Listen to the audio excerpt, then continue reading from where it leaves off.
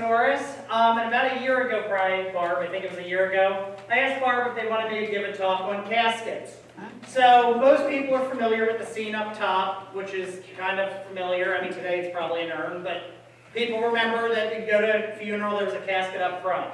So for this presentation, I thought, well, how can I make it so I can get people to understand how this came from the precursor designs? So I'm going to be saying next a lot because Steve is my sound guy in the back. So Steve, if you can advance that. So to start, terminology. Coffin, casket. Coffins are what they call anthropoid or body shape. So there's more room right here because we have shoulders and elbows. Whereas a casket's a big rectangle, typically with hinges. In PA, we use what's called a full couch, so the whole lid is open. We're one of the few states, most states are at this, but we don't change here.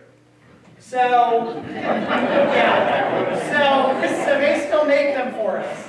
But anyway, so Steve, next. So I wanted to kind of give people an idea where the word coffin came from, because it's kind of an odd word. So we got it from the Greek for kophinos, which meant basket. In Latin, it's kophinas, which also means basket. In Old French, they changed it up a little and added a coffer to the definition along with basket. And then in 14th century English, we kind of get to where we are today. That's referring to a jewelry box. So caskets are also jewelry box. So that bottom corner would be considered a casket. In the 15th century, or the 1520s, 15th century English, we get to the modern day usage, which is what we think of as a casket. It also was the secondary usage was as a pie crust that held filling. We do not use that today. So Steve, next please. So I couldn't give a presentation without talking about the Egyptians because so much of what we do started in Egypt. So this is going to be brief because we could do a whole presentation on just this. But the cult of Osiris, which is this guy right here, is the god of the underworld and cares for the dead.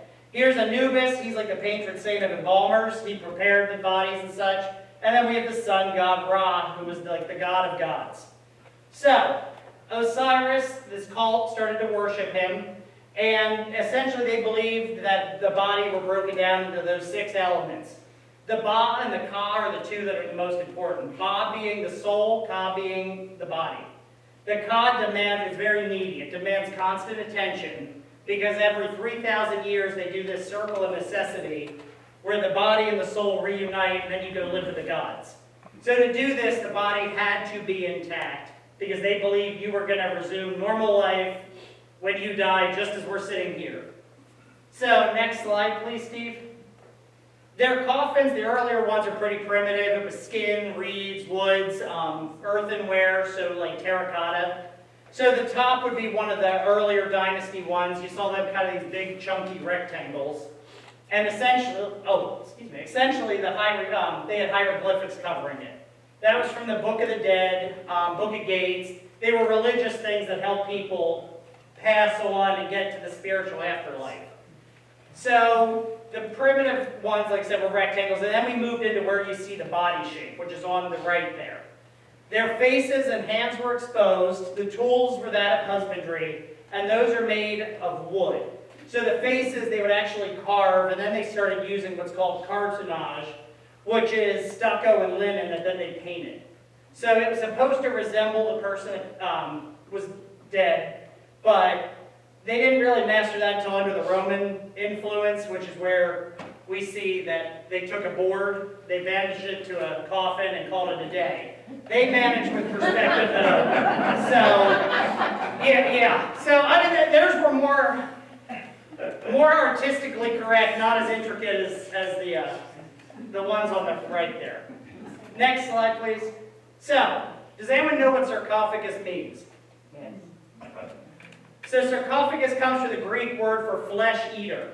Because the Egyptians thought, oh, the stone was eating the bodies, because when they would remove the lid, you just have skeletons. So this was mainly because they would use something called limestone, which speeds up decomposition. Therefore, the coffins were actually speeding up this whole process. So that's where we get that word. At this time, the wealthy were buried in up to 3 coffins. Anyone have a guess who the guy on the bottom is? Yeah, so his coffin was actually solid gold. They were inlaid with precious metals, lapis, mother of pearl, so you're dealing with some pretty intense, and this will all add as we go on, because this is really where we start to see the American coffin. Next, please, Steve. The Greeks, I'm not going to focus much on, no offense to them. So they essentially believed at one time they could essentially flip the world upside down. We're living underground as we are now. Homer came along and we started to become like shadows and shades. So we didn't really have a body, we're just a disenfranchised mass. So essentially that's where cremation began, because they viewed the body as bad. They were terrified of death. So they would burn the body and the soul would be released. So I'm not going to focus much on this because they didn't really use caskets, coffins. Next slide, please, Steve. Theirs, though, were terracotta in the earliest times.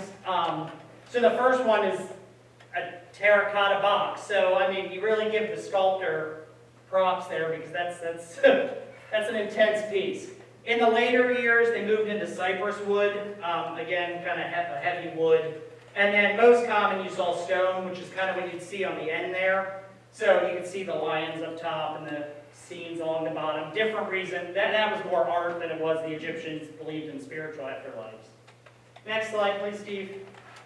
So we start to see coffins coming in, like most things, from England, which makes sense. And they use lead-lined coffins. Queen Elizabeth just passed away not long ago. She was in a lead-lined coffin. They prevent decomposition by forming a seal and leave the moisture out. So that's where we started. In the 1700s, England decided, well, it probably was not fair that only the wealthy could be buried in coffins. The poor could not, so you were wrapped in a sheet, and that was it. So in the 1700s, they passed a law where you could have coffin burial for anybody. One of the more noticeable from the American history dealing with Europe was John Paul Jones, a admiral in the Revolution. He died in Paris. Governor Norris did not like him. He was the ambassador for us for France, so he left him in Paris, buried under a street. He would not pay to have him sent home. So 113 years later, they decided that maybe it's time to bring him home. They found him, that his coffin was lead-lined. They wrapped his limbs in tin foil, and it was filled with straw and alcohol. Whenever they removed him from the coffin, he looked identical to the day he died. So they, Theodore Roosevelt turned this into a campaign for our military. So it looks pretty good when you bring back one of our major admirals. So he brought him back in around 1905. They put the remains in another lead coffin, and he is now buried in an ornate tomb. So next slide, please, Steve. So we get to America now. All that was kind of leading up. In the 17th century, shocker, people came over and started settling here in the colonies. At that time, there was no coffin maker on record. You had cabinet makers, though, and carpenters, which are where you see the start of coffin companies. They had the knowledge of how to join and do all that. Therefore, it's assumed that that would be who's making coffins, if they worried about it. They had bigger problems than what pretty casket were we going to be buried in whenever they came over to an uninhabited wild land. So some of the earliest accounts were a David Porter in 1678 in America. They paid $18 for a winding sheet, which is the sheet that they would wrap a body in, and 18 shillings for that, and 12 shillings for the coffin. Roger Williams, who was a famous pastor, they referenced that he was buried in a coffin. He's the founder of Rhode Island. Judge Samuel Sewall of Massachusetts Bay is where we get a lot of information from. He references in 1685 in his journal that his daughter was buried in the chestnut coffin. And again, in 1698, he discusses how pleasant it was to go to his family tomb and view all of the coffins lined up of his mother, his 6 children, and his cousin. Different definitions of pleasant, but that worked for him. So the Dutch were one of the ones that were established. They used coffins when they came over because that's what they did. And then there is record of plantation owners buying coffins for their slaves. There was a joiner in Newport, Rhode Island. Townsend was his last name. They found a bill for Rivera was a slave owner, and he bought a coffin and 2 rolling pins. I guess he thought, why not buy rolling pins while we're at this? But, and then another one was the guy's last name was Chaplin, and he has 2 accounts of buying, coffins for his, some of the slaves that he owned. So, not as common, but that started to show up around the 1800s. Next, please, Steve. So in the 1750s, the trades start to specialize. So those cabinet makers are no longer just cabinet makers. Maybe their specialties picture frames, showcases, carriages. So we start to see this division where we're starting to kind of get closer to what you would think of as today's casket makers. So William Savory, I thought this bill was interesting. So you list all these things. He invented a knife, made a hobby horse, made a globe, put a bottom on a rocking chair, nailed carpets to stairs, and made a mahogany staircase. Oh, but he also made a coffin with silver handles as an afterthought, apparently. At this time, there was no record of any coffins being imported to America from England. Why, you might ask? Well, ocean voyage was not exactly efficient, and we're not dealing with embalming yet. So for 3 months to wait to someone to get a casket over here, it's not going to be a fun time for anyone. It was also expensive, and all the coffins were made at need, because like I said, you had a quick turnaround, and that was not an extra expense they were going to do. Similar to today, their coffins were, the status was determined. You could see the prettier the coffin, most likely the wealthier you were. Next, please, Steve. So you start to see the full-time occupation kind of correspond with cities growing. Coffins were still made on demand. Someone would pass, you'd go to your cabinet maker, and they'd just furnish something based off of what you wanted. The word undertaker starts to show up. Undertakers were anybody and anything that was a profession. It just stuck with the funeral industry. So if you were a candle maker, you were an undertaker candle maker.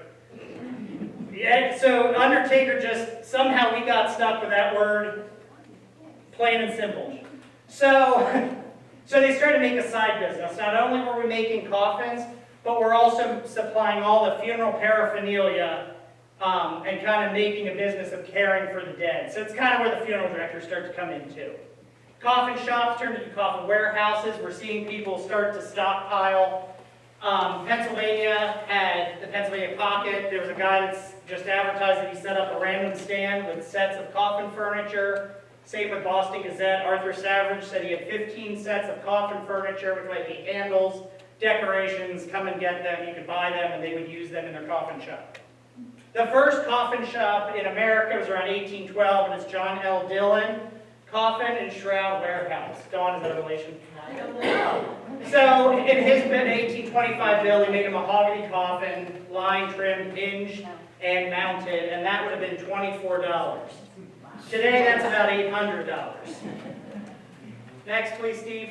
So the 5 themes that started to emerge out of all the coffins was utility, meaning it has to serve its purpose. A 1,700-pound coffin is not really getting the person from A to B, so it has to be practical. Status indication, the ones on top were more recent ones. Obviously, the people there have some money because those are pretty elaborate. Preservation of the body is probably the thing most people fixated on when they were making them, because at this time, there was no embalming. So, Civil War happened, but if you're not, embalming started to come around, but they were able to make caskets to send people home. So you're not buried wherever you just laid. So a lot of cemeteries at that time had just, if you died there, then that's where you're buried. So it's a lot of strangers. It also allowed people traveling in from out of town to be able to still view the person or still be at the funeral. Protection, obviously self-explanatory, and aesthetic representation. Next, please, Steve. The first coffin patent in the U.S. for a metallic coffin was in 1836 by James A. Gray in Richmond. I could not read his handwriting, so I can't tell you much, but it's essentially what you're thinking of. It's a coffin in metal. The not-so-successful one in 1835 was John White and Associates. He decided it was a good idea that we use stone or marble and hydraulic cement for their coffins. This coffin expired in 1849 with absolutely no record of it ever being used. They claimed it was too hard to manufacture, it was ugly, and, shocker, it was too heavy for people to move. Next slide, please, Steve. When I say any material is fair game, I truly mean any material is fair game. We're going to go through, I have some patents at the end that will just make you question why anyone would think it was a good idea. But potter's clay, so it was literally people, they say, like people make pots, you're making a coffin out of it. Vulcanized rubber, I have no idea if it bounced, but that was my first question. Paper mache, some claim to be the strongest material you could possibly get. I would say that that was a good advertising scheme. And then there's coffins with inner coffins. So next slide, please, Steve. One of my favorites, because it just blows my mind, is Aaron Pittman of Manawal, New Jersey, decided, let's make a celluloid coffin. Most people had a dresser set at some time and are familiar with what celluloid is.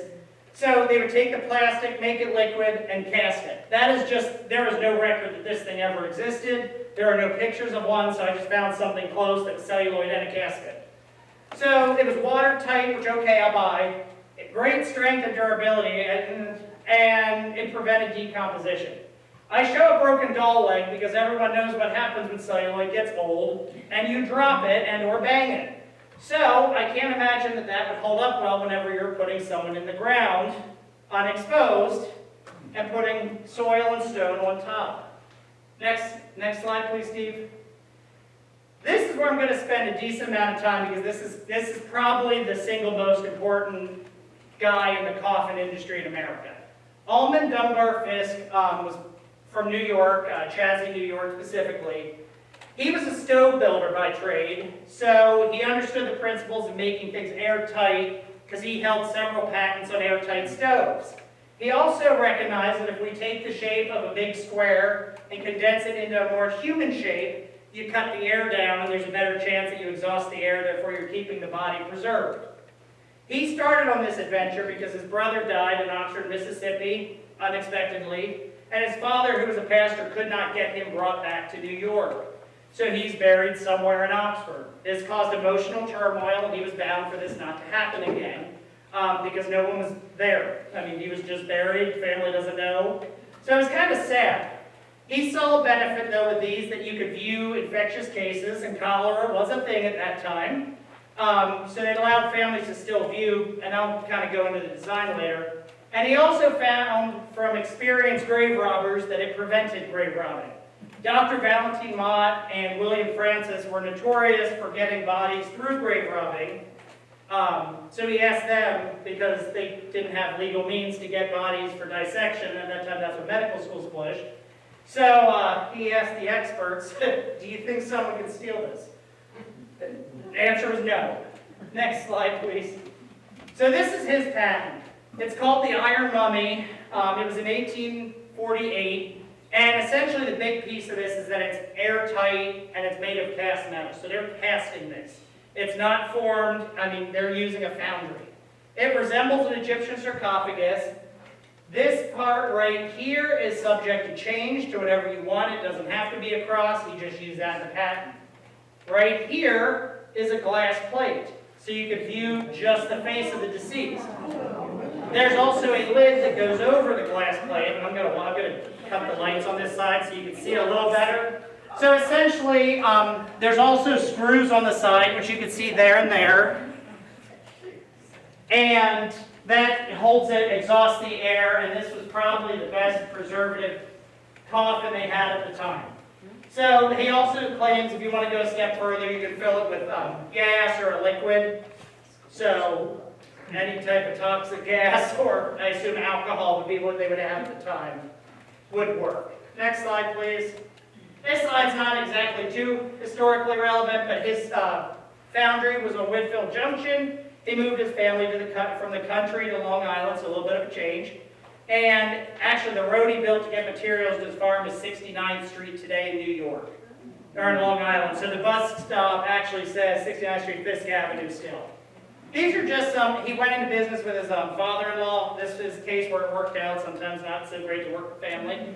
So here you can see this is one of his stoves, and then this is a behemoth of a stove that, yeah, he also made. Next, please, Steve. So he started to get a lot of attention for this, and it wasn't all positive, because as you can see, this is a little bit intense. I think they're beautiful now, but when you first see this, it's like, okay. It looks like somehow Lord of the Rings. So the New York State Agricultural Fair was where he started to get attention. Then the American Institute exhibition, and the most pronounced was the Capitol Rotunda. At that time, they allowed people with patent ideas to set up a display in the Rotunda of Washington, D.C. I'm going to say today that would not be accepted, and security clearances might be a problem. We're going to touch this, but this is who he wanted. He wanted wealthy politicians from D.C., and the wealthy because common people could not afford this. So he began selling coffins in September of 1849 and had a showroom, and he did so well. He had a showroom on Broadway in Manhattan, and he continued to sell his stones. Next slide, please, Steve. These two, I don't think anyone here voted for them yet, but making sure. Right, Janet? Right. So we have Dolly Madison and James Madison. Obviously, two very wealthy people. So he wrote Dolly Madison a letter in April of 1849 before she died, trying to, oh, if you can go back, Steve. He wrote Dolly Madison a letter offering a casket for her at a net cost of $60, which was a big deal. That's about $2,520 some today. So Dolly was very fascinated by this man because he sent her a letter, and then her son, John P. Todd, went to the Capitol and sought out his display. Her big worry was to find a container that she could preserve the remains of John Madison in indefinitely. He is already dead and has already been buried. So she had his remains dug up. She had them put into this and then reburied. When she passed away, she was also placed in one of these. So this was kind of the first, like, where the political elite started to really see, like, oh wow, they're onto something. Next slide, please, Steve. John Calhoun, there's a lot of interesting stories about him, was also one that gained a ton. This was a huge national campaign for him. So John Calhoun died at Washington of tuberculosis, which they didn't want to play around with at this time. So because it had the glass plate, essentially it was airproof, they laid him on the Senate chamber, and they were able to have a viewing with his friends. Well, when he wanted to be buried down south, so he wanted to be buried in St. Philip's Episcopal Church. Well, he was not born in Charleston, so he was born in Clemson, so he could not be buried on the cemetery side. Does not matter, you were vice president, you were not allowed on the cemetery side. So he's buried in the friendly graveyard, or the stranger graveyard, which is like we were talking about, where people pass away and they have space for you. Well, something called the Civil War was coming, and they were worried what some of the Yankee troops might do if they found his grave, because they had the inscription, they had the firebrand of Confederacy, which probably was a glaring flag when we have the Northern troops coming down. So they disinterred this poor man in April of 1863 in the fist, put him behind the north gallery stairs of the church, and then waited a year, reinterred him in a temporary grave beside the church with different workmen every day, so they didn't know what was going on. They then decided to move this man again in 71, and finally he got to rest in 1884. This poor man. But this would not have been possible if this did not make his invention. He would have been buried in Washington, D.C., because there would be no way you were getting him from Washington down to Charleston in any reasonable amount of time. Next slide, please, Steve. This is just an endorsement. 12 sitting senators, that's a Christmas song, I think. 12 sitting senators at the bottom there, some of those names you'll see later, wrote a letter endorsing him. And said it is the best means of transporting the dead they have ever seen. So, big deal. Next slide, please. A literal big deal, not sarcastic big deal. Henry Clay was probably his, golden child for wanting to make this thing the most successful. This was his biggest advertising campaign. Didn't end super well. So he had the largest public viewing to date at this time. And he was in 2 caskets. The Fisk was on the inside, and a heavy decorated mahogany was on the outside. So by the time he got to Lexington, people wanted to view him. The undertaker claimed that the casket had failed and he was not viewable. So kind of a disappointment for them when you build your campaign around this, but it did not end. So there's just a tintype of him in procession and then Henry Clay there. Next slide, please, Steve. So, yeah, so whenever I say they're ominous, I mean, that's intense. I mean, but that's the metal plate they put over the face when they weren't viewing. So those are just some of the other famous, I mean, we made one for the King of Spain.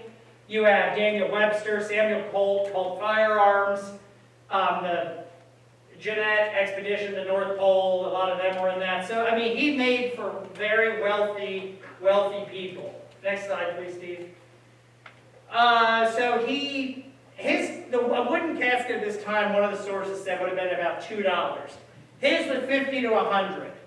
So we're dealing obviously with the upper echelon. He was so busy that he got W.C. Davis, Jim, is that a relation?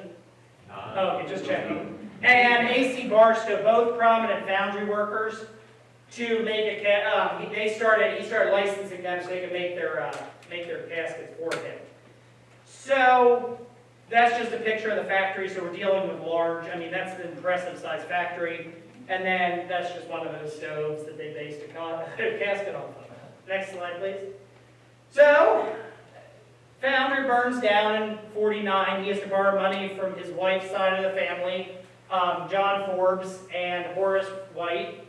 He rebuilds the factory, there's the map right there, for $15,000, and all is well, until it's not. So on October 13th of 1850, he decides he's going to pass away. So, yeah.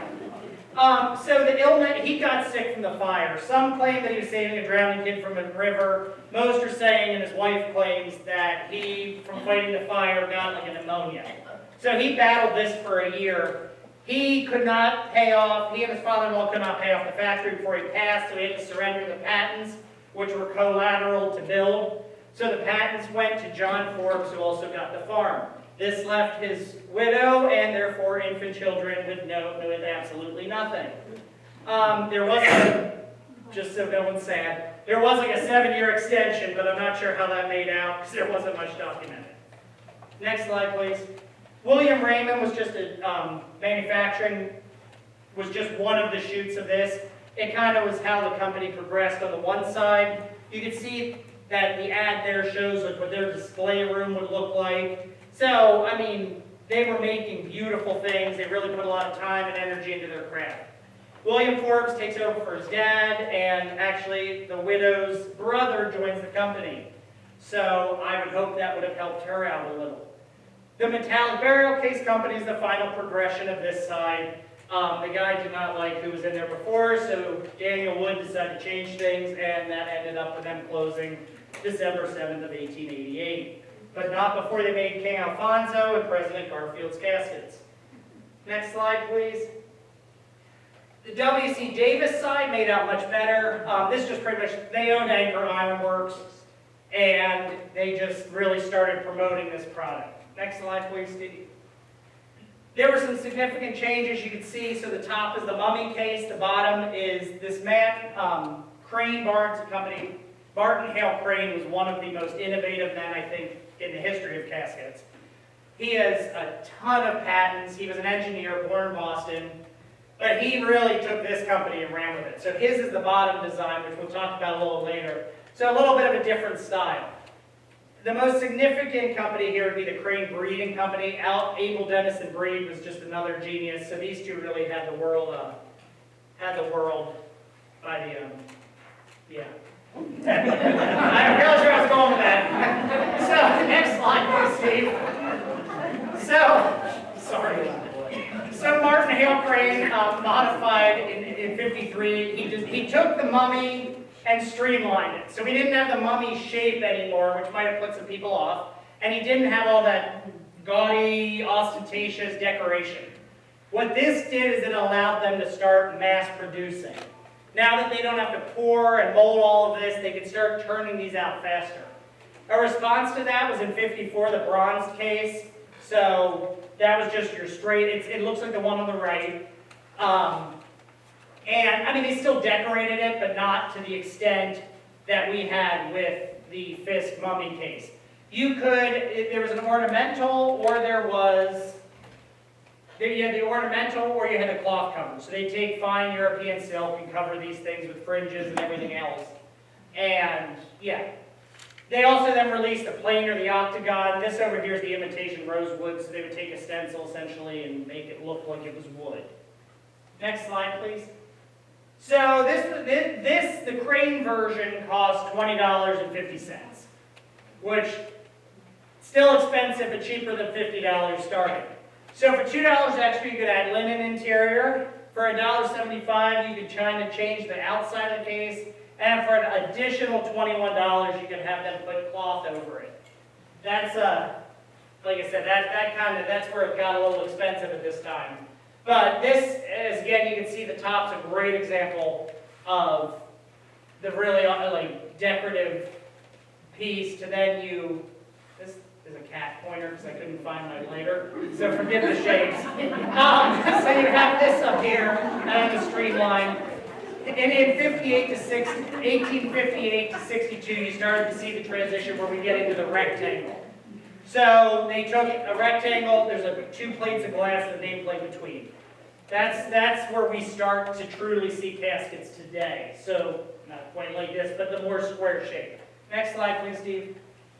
So his casket is supposedly has surpassed all of the others.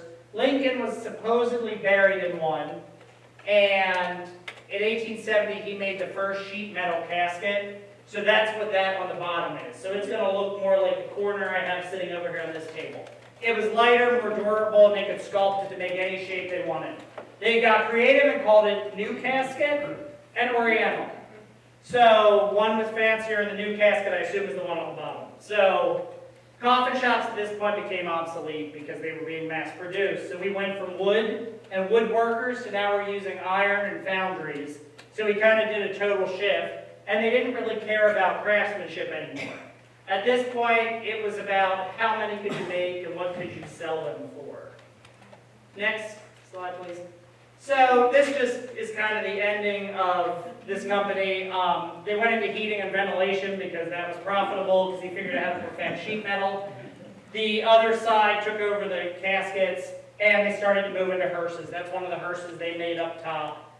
That's kind of mild compared to a lot of theirs. In 1943, they kind of produced an eternal light casket. You can find absolutely no record of it other than this one spot. So obviously not successful. And in 73, this giant closed. Next slide, please, Steve. That's just kind of where we're getting into the 1900 shapes. So, I mean, late 1900 and today, that's what you think of as a casket up top. Next slide, please, Steve. This is what remains of the Crane and Breed Company. They made little desk ornaments at their foundry. These are incredibly collectible. And if you look online, that's what you find first. The coffins and that, people don't remember it for, but they remember for the little animals. And their one slogan was that the coffin one at the bottom there was about, it was a constant reminder of the coffin on the desk. So you would have this coffin staring at you as it sat on your desk. Next slide, please. So A.C. Barstow, if you remember, is one of the stove people that he sold a patent to. He's the one, and that's supposed to be 1849. But he came up with the first rectangular casket. His design has that OG shape, which is kind of that gentle S-curve. And he did that because I'm sure he got tired of being a pallbearer for these big, heavy, square caskets. So he found out by reducing the style and rounding it, you could go 25% lighter and give the funeral directors more space at the shoulders and the elbows where they needed it. So you can see that the chunkier part of the casket is right there. And he was out of Rhode Island. Next slide, please, Steve.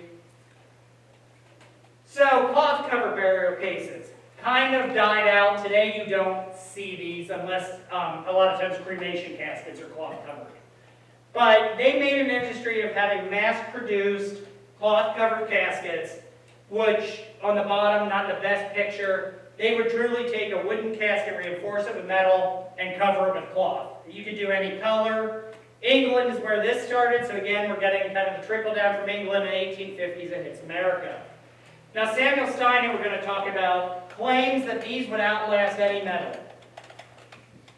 Stick a metal casket outside and stick a wood box with cloth on it, and we'll see who lasts longer, but he tried.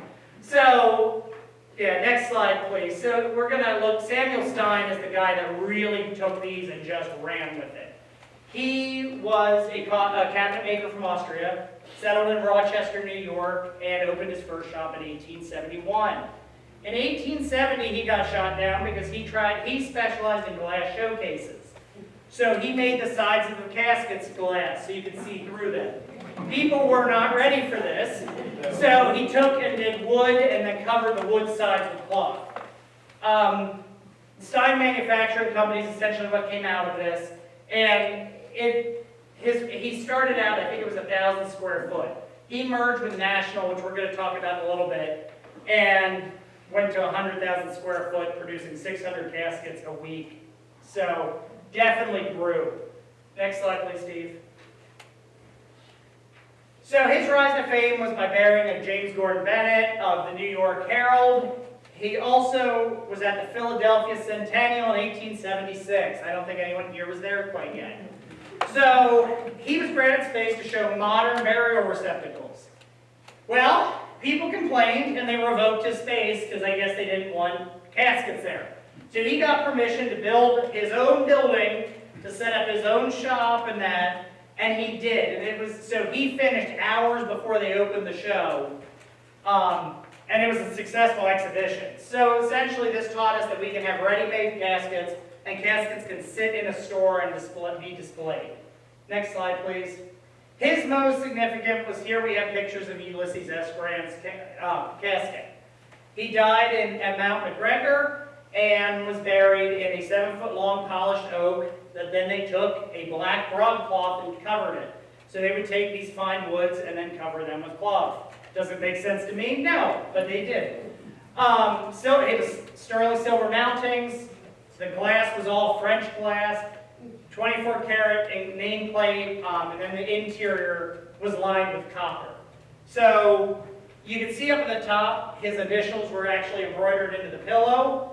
So you have USG, and that was just two places. The bottom one is the best example. So you see the black, you see the two tops. And yeah, that's, like I said, this was Stein's most successful exhibition, per se. Next slide, please, Steve. National Casket Company. I'm not going to go into a lot of logistics, but it was a huge conglomerate. Next slide, please. There were three. You have Stein Manufacturing, you have Chapel, Chase, and Maxwell and Oneida, and you have Hamilton, London, and Arnold in Pittsburgh. Those three went together in the 80s and formed under one umbrella, per se. In 1890, they changed, they called it the National Casket Company. Those are just three pictures. Maxwell's at the top, the one in Rochester's over in the middle, and then on the bottom is Pittsburgh. So again, we're looking at pretty significant plants for that time. They added like 34 others just east of the Rockies. So they just kept buying and buying and buying. It was estimated there were about 700 casket companies in the U.S. at one time. Some towns had 4, some towns had 1, some had, it really, and I mean there were towns in Hummelstown would have like 3 in some cases. So it was really, they saw that other people were making money and jumped on. Next slide. These are fun facts that are maybe not fun, but they're facts.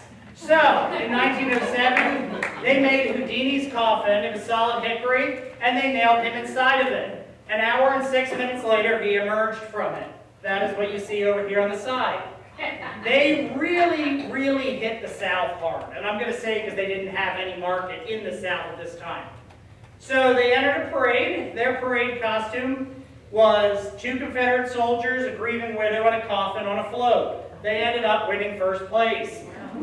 They also started in 1912 to hit Confederate gray broadcloth covered caskets in their catalogs. Steinway made caskets for them for a brief amount of time. It was not successful, but there was something called the war going on. So they didn't see that it was necessary to use precious materials on pianos. until they released the Victory Uprights or the GI Steinways that they parachuted onto the battlefield for entertainment. That's what that is. And then by 1951, they were the world's largest manufacturer, and by 1980s, they disappeared. So that was some fraud charges, some other bad decision making. Next slide, please. I just thought this was kind of neat because at this time, the Pittsburgh shop really relied on women in there. I mean, more specifically, the sewing shop. They worked 12 to 18-hour days if they were busy. This shop, the whole rest of the plant could be closed, but they were working because they were that far behind. But they also lacquered metalwork, assembled the casket fixtures, and glued fabric to the outside. So they pretty much they were a precursor to Rosie the Riveter. Next slide, please, Steve. William McKinley was one of their big ones. Santa Dominica mahogany, hand carved, large. It was a 7-foot long casket, beveled glass. That is a picture of him laying in state. And then they had like the black. You can see around the bottom. They decorated with black, and then the flag was half draped. Next slide, please, Steve. Yeah, this one I just had to mention because it just blew my mind. So, one of their most famous caskets was for Old Rip the horned toad. In Eastland, Texas, they believed that these toads could hibernate for 100 years and be fine when they came out. So Ernest Wood was a county clerk at the courthouse and took his son's pet Blinky, who was the frog, and when they made the new courthouse, sealed him in the cornerstone. So 30 years later, they outgrew, and they opened the cornerstone. They had a judge there, they had a pastor, because you always need a pastor to detect, right, Pastor Dave? That's right. To detect truthfulness. And they held the frog by the back legs and he twitched, meaning that he was alive. Not in great shape, but he was alive. So he toured the country in a golden fish bowl. They had a solid gold fish bowl made and sat on President Calvin Coolidge's desk. They had a staring contest, it was reported, because Calvin Coolidge was known for his really cold stares, and it came out to a draw. This was problematic because in 28, the Democratic National Convention was in Texas, and they were selling these little guys for $2.50 a piece and depleting the population. This is where you get the Looney Tunes Michigan J. Frog from, who pops out of a time capsule. So, and on the bottom, and I think he's still displayed at the courthouse, we have Old Rip in his satin-lined casket. You can't make it up, but next slide. I think everyone knows who this man is. He was buried in a copper solid deposit. This is one piece of casket. It's a lid in the body. There's no holes. It is all fixed together. This casket is 800 pounds. Elvis was not a small man at that time. So his funeral cost $25,000, which I think came out to like $125,000 a day. But the casket accounted for $8,000 to $10,000 worth of this. Next slide, Steve. This is my favorite casket. It's called the Davenport model. No, this is not a joke. It is in their catalog. People were averse, I guess, staring down in a box at somebody. So the top is when it is closed. You take the top off, and it is a couch with 2 throw pillows. I looked it up. It is a legitimate thing. So the person would be lounging, leaning against this. I think some people. How many had a couch like with that material, that like swinging material? So that is what this is. So yeah. Next slide. This is just a good, they did a lot, National did a lot with drop fronts, so the fronts drop down so you can see more of the body. Again, it's supposed to be softer. This is a lot going on here, so if you can see the body in there, you were doing well. Next slide. This is a behemoth of a casket. It is 1,200 pounds. If your friends ask you to help you carry that, you say no. This in 1950 sold for $16,000. That is $215,000 today. It is solid bronze. You have the Angel of Death and the Angel of Peace on one side. And I could not find any real pictures of these because I'm going to say that they probably did not sell. Next slide, please. The last company that I'm going to hit a little harder is Boyertown Casket Company. And yes, that's Boyertown, PA. Their slogan was build them better. Next slide, please. I kid you not, that was what they chose. So Daniel Clauser Brumont in 74 was an undertaker. His dad Samuel started a cabinet making business and an undertaking business. They got really fed up with delays because their cabinet makers were not getting them what they needed. And again, preservation is kind of important when we're holding on to people. So they founded in a brick stable in 1893, this little rinky-dink casket manufacturing, and it absolutely exploded to be the largest producer in Berks County. And they made wooden caskets. So, I mean, these are, obviously this technology is not from 74, but this is just, I mean, they did everything by hand. Next slide, please. They ended up doing so well, they moved to Philly, they had an 11-story building in New York, which they built, and then they started to get into metal caskets, and by 1957, California was reached. Next slide. They buried an absolutely enormous amount of celebrities. On the top, we have Mr. Showmanship, who is Liberace, good. Right here we have the Latin lover, any guesses? Rudolph Valentine, yep. And this was a $15,000 bronze casket at that time. And then down here we have President Hoover's casket. We also made the casket for Vladimir Lenin and Will Rogers. Next slide. This was probably one of the most interesting. Dr. Sun Yat-sen was the first president of the Republic of China. Russia made a casket, China said no, so Boyertown was selected. So Pennsylvania made the casket for the Chinese president. So it was a cast bronze, it cost $20,000. They flew a representative out with it because there was no chance that they were going to possibly let anything happen. And it took them 6 weeks to finish building it. So the problem then came, they built a Purple Mountain, which is Nanking. These stairs, so the casket is under this ornamental catafalque thing. It took them 50 pallbearers and weeks of practice to make sure they were not going to drop him going up the stairs. That would not have been good. Next slide.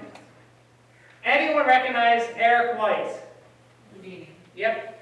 So, briefly, he was challenged from Ramen Bay. He was going to spend time under the water in a casket, because that's what he did, or Ramen did. He practiced in Boyertown's back room and stayed in a bronze casket with a glass top for an hour and 10 minutes. Wow. When he came out, he decided we need a different casket that held more air, and it had an alarm and a telephone. So, here, this is his most famous, Hotel Shelton in 26. He is submerged by 2,000 pounds there. I forget how many sandbags and 6 men stood on top. It actually, he reported making him sick because they kept rocking it. And they would call down on the telephone, but Boyertown made the casket. It was soldered shut and submerged, so not only did he have to survive, then he had to wait for them to unsolder it. Oh. So he did this again, and he stayed under for 91 minutes. He repeated this again with a glass top because people did not believe him. Next slide, please. So he did another stunt in Worcester at this store here. They put the casket in the front window. This was a $5,000 bronze casket. It was 420 pounds with a quarter-inch thick glass plate on top. You were not breaking it. So people could see it was not fake. When he died, he was actually buried in the bronze coffin that Boyertown made for him. So it got dual utility. Next slide.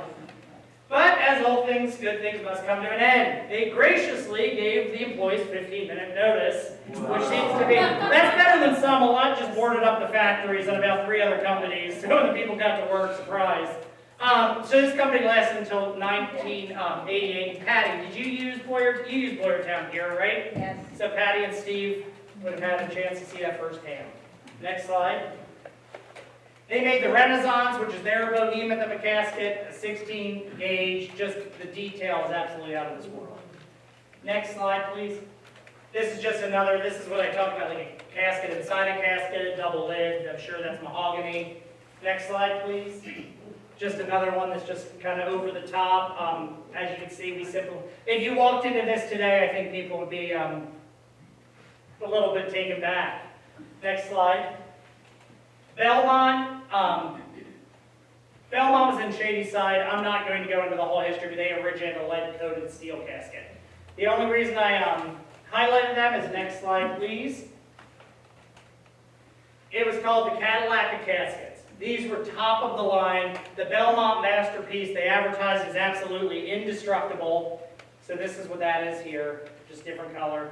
Armor plate, can't be crushed, holds up, will withstand 60,000 pounds per square inch. So we're dealing with a heavy casket. Heavy price too, but it was a heavy casket. Next slide. This is why I decided Marilyn Monroe was buried in one. It was champagne interior, silver exterior. Her ex-husband Joe DiMaggio bought it, and in '62 it was $25,000. So this is her casket right there. They also did Woodrow Wilson and J. Edgar Hoover. Next slide. A few people might recognize this man. So next slide, Steve. So, what casket was JFK buried in? Does anyone remember? Wood or metal? No, wood, but good try. So, the Elgin Metal Casket Company, this is not, or essentially they started out making just the handles and that, but then it blew. Mattress company bought them at one point, Simmons Mattress, Gulf Western. Really started to close when they spilled cyanide, the EPA had a problem. So this, I mean, just again, you have, if you can see, there's a piece of glass here. So again, you're looking down at the person, so it's hermetically sealed. There's two lids. Next slide. This was his first casket. Well, when he was assassinated, they called it Vernon O'Neill Funeral Home and said, "We need the best thing you have." It was a 400-pound Handley model, which is solid bronze. It cost about $4,000 in 1964. Well, Air Force One is good at many things, but no one measured the doors. So the swing bars didn't fit through the thing. So in the process, they had to take these bars off and then damage the casket. His injuries were also, as everyone knows, were extensive, and the inside was also ruined. So the family did not want this to be a piece of morbid curiosity. So in '66, they got an airplane, they flew it over to, I think it was 9,000 feet deep in the Atlantic Ocean. They put it in a pine box, loaded with 40 sandbags, drilled like 40 or 50 holes in it, put parachutes on it, and sank it in the Atlantic. No one knows where it is but that team. Next slide. Marcellus, I think, had some of the most beautiful caskets hand down. He made everything by hand. At this time, apparently, you had to have a mustache to be a casket manufacturer. That's all anyone did. So, in 2003, this one closed. So, it's again a more recent. The last casket actually rolled off the line May 29, 2003. They showed up to their building's doors being locked. And this building was then destroyed by arson because the kid's quote was that he was depressed and having a bad day. Next slide. It got worse. So the Rolls Royce of caskets was the M710, which was called the President. This casket, one casket took 8 months to finish. There's 4 or 5 coats of lacquer done by hand and made of solid African mahogany. For anyone that does wood, it takes 350 board feet. That is not a little amount. This one has a carved top one, so they hand carved that detail. This is the one Kennedy had, which was the smooth top. Robert Kennedy selected it for his brother in hopes that Jackie would like it. She did because he was buried in it. Next slide. Just some other famous, Jackie Kennedy was buried in it, Biggie Smalls, Vince Lombardi, Rockefellers, Truman, both the Nixons, Jim Henson. So, I mean, it's a casket for celebrities, kind of. Next slide. And then that brings us to today. And today, these are kind of your big players in the game. So Matthews is who we use here at the funeral home. York, they bought York caskets. All their woods are made in York, PA. Their metals are in Aurora, Ohio. Batesville, I'm not sure what's going on with them because they've been bought and sold. Thacker, Wilbert, Victoriaville, and the Chinese caskets entered the scene. This casket here is what Aretha Franklin and Michael Jackson had. It's all 24 karat gold plated. Heather, that's something up your alley. But, next slide. So this is the fun part of the presentation. I promise there's not too much more, so I won't keep you too late. But this is the patents for caskets that make you question why. This one's actually pretty tame. 1859, Ohio. It's just a casket made of corrugated sheet metal. Increased strength, they could form it, they could put emblems on the top. They talked about maybe pre-making caskets so people could kind of be ready to go. There's screws right here that hold the two together. They made ornaments on them. So they really were kind of ahead of the time. Next slide. This is a glass coffin, and when I say glass, there is not a single part of this that is covered. The body would be 100% viewable. They suggest you blow or mold it, and you can see these bands. These strapped together make it airtight.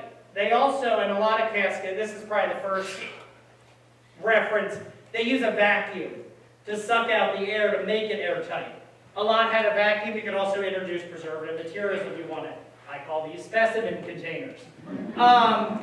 So this casket claimed to make the deceased lifelike by causing the body to be more pressurized, therefore filling out. Do I think that was the case? Probably not. But it sounded good on the patent. This guy, this J.R. Cannon, was very obsessed that these were non-conductive for both electric and heat. Why that matters in the coffin, I've yet to figure that out. I can't say I've ever worried about that, but that was his big selling point. He also claimed they were cheap to make, which I just don't see how, and that they were more durable than most material. Probably questionable. Next slide. This is also another glass casket. If you're ever bored and want to see more, I've got 50 pictures of glass caskets, patents. They didn't catch on. So this one built in the handles to the coffin so that people could carry it. There's a tube at the bottom here that you're going to take the air and let all the air out. And he suggests, and of course Scully came up with a press and molds. He coincidentally had them already, so it was a selling point because he already had if you want to buy the patents from him. Next slide. This was the first body bag. Not a casket, but I had to show it. Dr. Thomas Holmes was by far the most prominent embalmer in the United States. He rose to fame during the Civil War, preparing 4,000 soldiers to be sent home. The first of which, the prominent one, was Colonel Elmer Ellsworth. So, he made this body bag. This is made of rubber.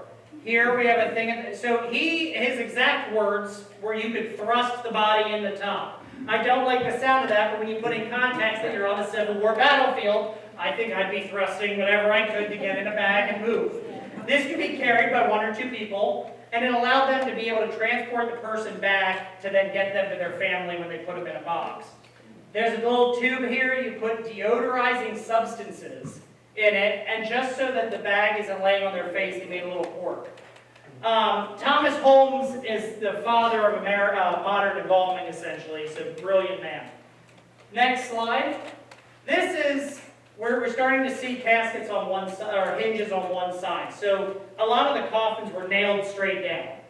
So what they did here, they were really obsessed with seeing, Julian Fogg thought, oh, let's show more of the body. So we see this weird cutout that looks like someone took a bite out. Well, that bite is right here. So when the lid closes, it fits, but when it's open, they look more like they're reclining. That's a common word around the 1860s that keeps coming up. They wanted people to look like they were reclining to soften the image, I guess, that they were deceased. Next slide. This is just a mess here, but James H. Van Houten, I don't even know how to, you put the body on a board, the board slides into the bottom of the casket. The casket is then closed, and if you see there's straps, he thought, wow, if we have to carry them down the stairs, we better strap them in so they're not jostling around. He calls this his decay-proof casket. He really was obsessed with sulfurous and chlorine gas. His preservative agent, he really liked chlorine gas. Take that for what it is. And then, if we didn't have a toxic enough casket, we sealed it with red or white lead. He hit all the, it's like the asbestos can, they had a Canadian casket that was sprayed with asbestos. But that's how they made it, because that's the best way to do that. So essentially, like I said, he had this as his decay proof, and at the bottom there's a layer of charcoal to catch any substances and or come in contact with the gas. Next slide. This is another one that you just have to question who gave this man a patent. But Colin Cree St. Clair, Washington, decided if we take a mold, we put said body suspended on wires in the mold, then we pour 2 parts hydraulic cement and plaster of Paris, and we make a mold of them. So, but in the meantime, you suspend a glass plate over the face, so that whenever it molds, the glass plate is cemented, so you have a viewing coffin of your loved one. He also thought we put this tube, it's inserted into the chest, so that decomposition gas can leave. We closed out with lead too, because we like lead. So they're saying this is just an easy way to transport someone, an easy way to bury someone, and that it's cheap. I don't know who's suspending somebody and making a sculpture out of them, but this man thought that was the way that he actually refers to it as a stone sarcophagus, and claims that because it's a stone sarcophagus, no germs can penetrate, which I'm sure he's right, so this is what we should be using on infectious cases. It did not catch on. Next slide. This I just showed because this guy was like terrified of the lid being closed. And it is kind of a harsher, it can be a harsher reality. However, I call this the bread box model. This right here opens and rolls. So this is from Allegheny, PA. So the body's there, you roll the lid open when you're viewing, and when you're done, you close the bread box and latch it. Next slide. This guy was terrified of making, J.O. Moore was terrified of people being boxed up. He, in a casket, which is a square box.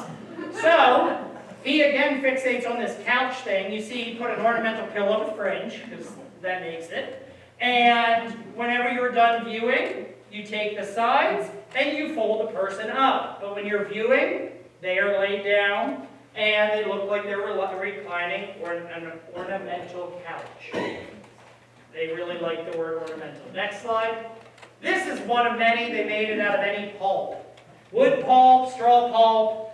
They patented the machine and the casket. They claimed it was cheap, which yes, and that it was very durable. Stick an egg carton outside and let me know how durable that is after it gets wet. So again, and then to make it pretty, you smooth the outside with pumice. Next slide.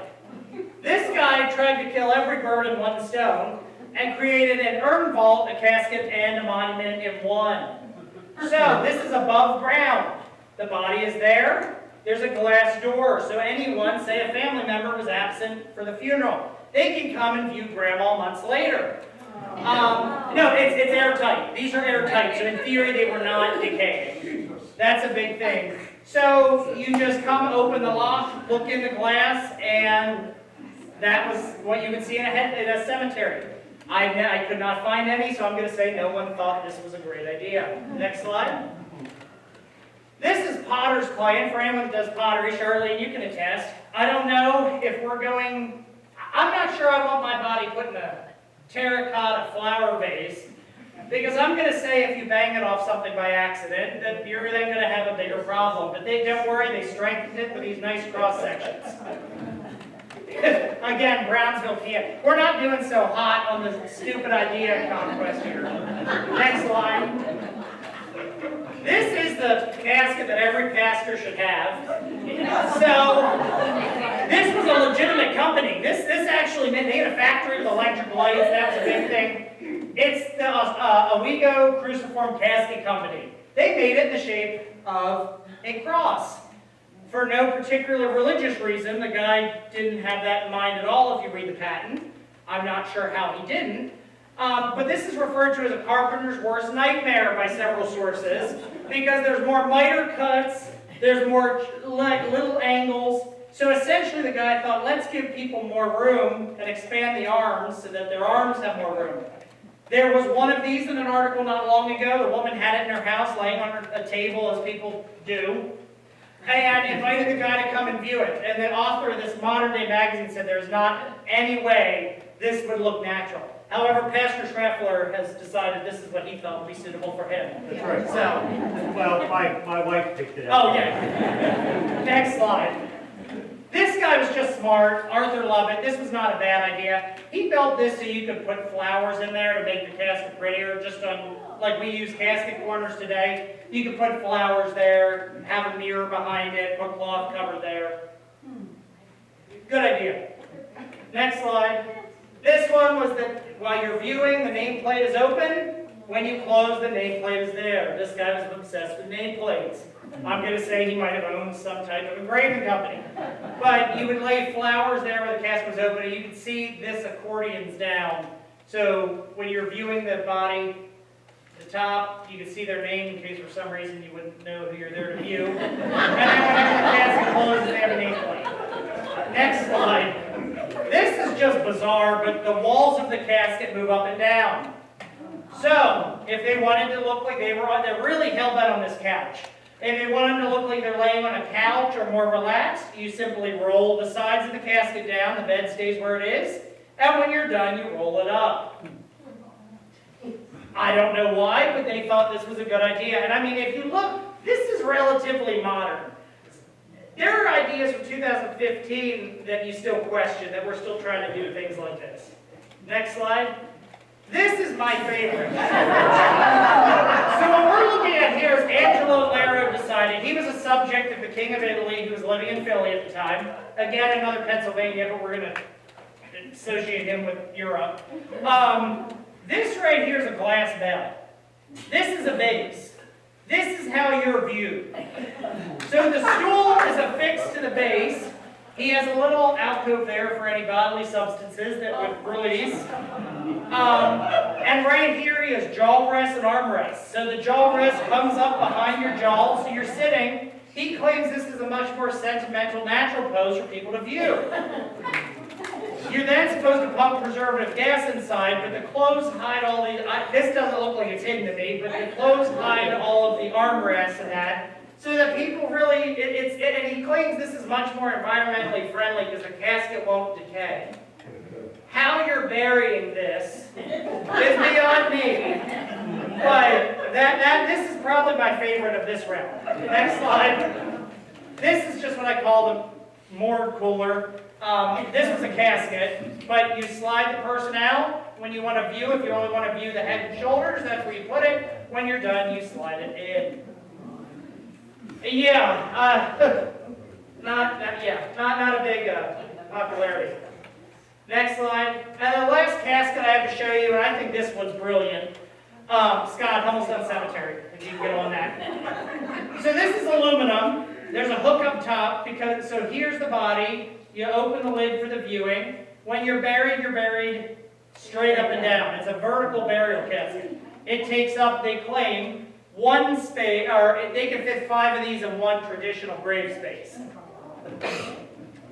Obvious, I mean, this is the 60s. So, I mean, that's, but yeah, it really, I was going to say, yeah. So, next slide.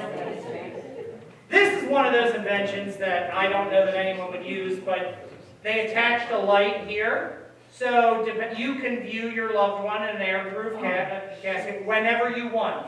There's a tube from the ground at the cemetery, there's a glass hole, there's a light with a battery there. They took consideration that whenever you leave, you should take the battery out because you don't want it to corrode. Next slide. So, the next 2 slides is keeping the living alive, and anyone that watched Monty Python. Next slide. This is one of the earlier ones, Christian Henry Eisenbrand of Baltimore. So you attach a chain and a ring to the deceased body. If the deceased moves at all, this coffin lid has an apparatus that springs open. This only works if you're above ground. So, in theory, this casket sits above ground for as many days as they think is deemed necessary.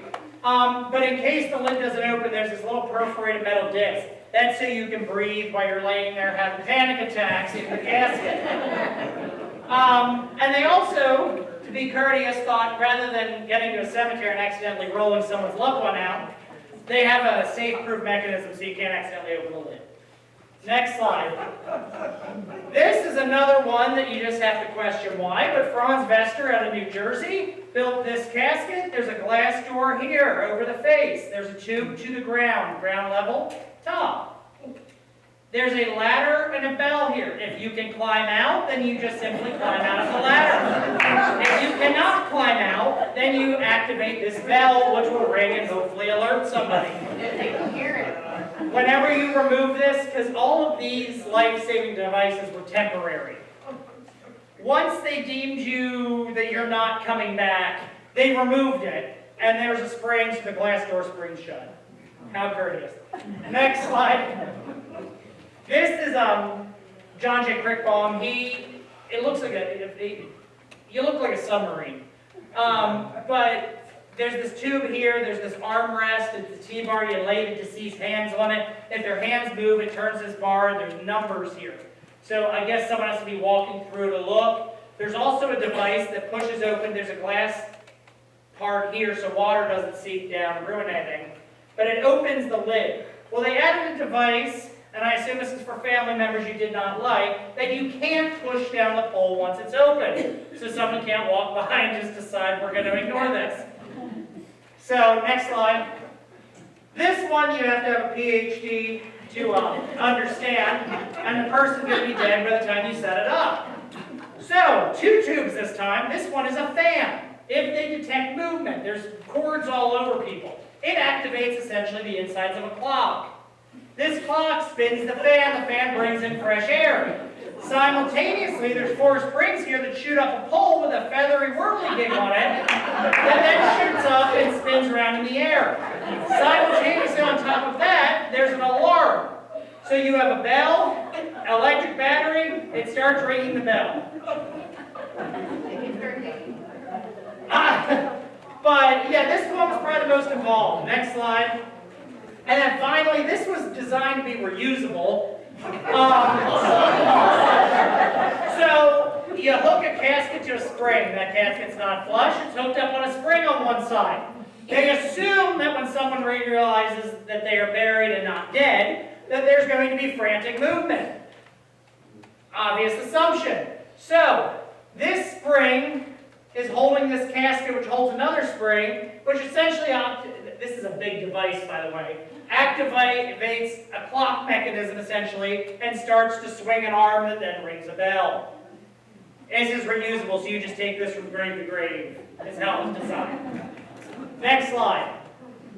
So, and we're going to end with this, because everybody likes to talk about grave robbing at 8:15 at night. So this was a very real fear. The Civil War did really spurred interest in medical schools. Medical schools absolutely blew up. However, medical schools did not have legal ways to get bodies. I think it was one New England one, there was like 40 schools, and I think in a matter of 40 years they executed 40 people. They would use executed bodies, and that comes from English law, because that was a punishment that if they did crimes, they would be dissection materials. So anyway, so medical schools had to hire these nice men called resurrectionists, which were professional body snatchers. So they would go into a cemetery at night with a wagon, as one does, with a lantern that is covered with a black shade. They would dig over the whole of the head of the casket, only a small amount. This is really dramatic up here. And then they would pull the body out through the head of the casket and then cover it back so no one would know. They would find bodies in dormers and in chimneys at medical schools, because this was illegal. So Ohio really had a rough go. I felt bad for Ohio. Worthington College of Medicine was a notorious, Dr. Thomas there was notorious for getting his bodies through this means. But the worst one was of Ohio Congressman John Scott Harrison, that is the president's son. He died, and his family buried him in a vault, had armed security around it. So they noticed that a Horace Devens grave, who was a family friend beside, that was disturbed. So they went to the Medical College of Ohio and decided that is because that's where they went first, because they assumed it would go to a medical school. And as they were searching, they saw a rope and a chute. When they pulled said rope, it was was actually his dad that they stole, not the friend. So even with armed guards, they still managed to steal his body. This did a lot for the wealthy class because your body was not safe. Wealth was not a protector here. Next slide, please. So Ivy Leagues were also not innocent. Bathsheba, which is kind of an unfortunate name, is a 19-year-old farm girl of a wealthy family in West Haven. And one day they went out and her grave was disturbed. So they took a search warrant, Orestes, the sheriff, and an attorney went to the school, started looking around, and they checked the basement. We always check the basement. Here they found the body. So they thought, let's just put her in clean everything up, and then send her back in a carriage. Well, they figured it out. So, some say 2 nights, some say a week, 600 townsfolk hurled burning coals and stones at Yale's Medical College and shouted that it should be torn down. After this problem, New England passed some laws in 1818, and by 1881 it was essentially obsolete because they made it easier for people to donate their body willingly. That's Young and Frankenstein. I just thought that's what I picture in my head. Next slide. This is a Scottish English thing, but they used mort safes, which were really heavy iron grates put over the length of the grave. Wealthy had night watch, not everyone could afford that. They packed the graves with solid stones and other accoutrements. 2 of the pioneers I'm going to talk about next, and this is our closing. Next slide, please, Steve. Is P.K. Clover's coffin torpedo. This was a real company. In 1878, P.K. Clover, Philip decided, he was an artist in Columbus, Ohio, so he's qualified to make ammunition. He created this device here. This device, these strings are hooked to the casket, the deceased, everything, and detect movement. These right here are trigger pins. These trigger pins hold a hammer. The hammer will then release when the trigger is removed, hit the fulminate, and there's lead balls in here. This operated as a shotgun, so you put it at the head of the casket, under the clothes. And there were several articles. It is not known whether this was a legitimate, widespread use thing, but they swear there's a grave digger named Digger that ended up being killed, another one wounded, because one of these went off. Next slide. That's the inside of these. So you can see the body's hooked up. There's one there. We're dealing with some serious things here. Next slide. This was the other man who was, he's at least a judge, so we're going to hope he had some more education.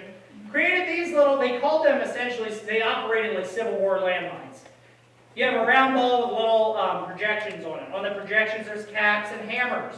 Right here, there's strings that are tied to the body. When those strings get pulled, the hammer's released, hit the cap, and you are supposed to displace the ground. You're supposed to bury this sufficient amount above the casket because we don't want to blow up whoever is in the ground. But don't worry, they thought it through because this saves you from premature explosions. Because you can fill it once you position the body. Next slide. And this is the end. So this is just a fun little comment.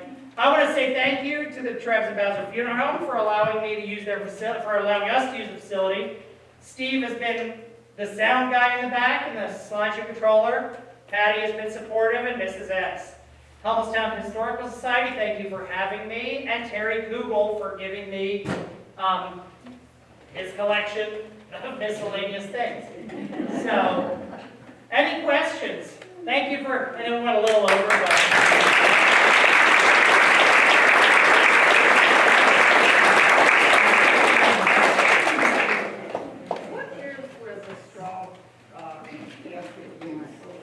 This would be used for transporting a body. Well, this was in the bottom of Bowser's furniture store. So it was within that time.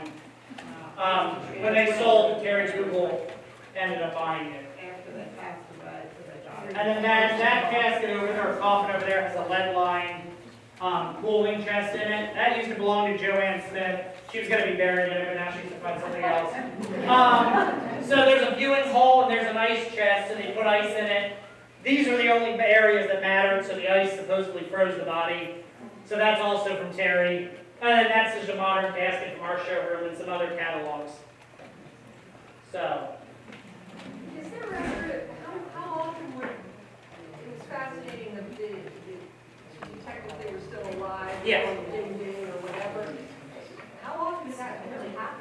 don't, you can't find anything on that.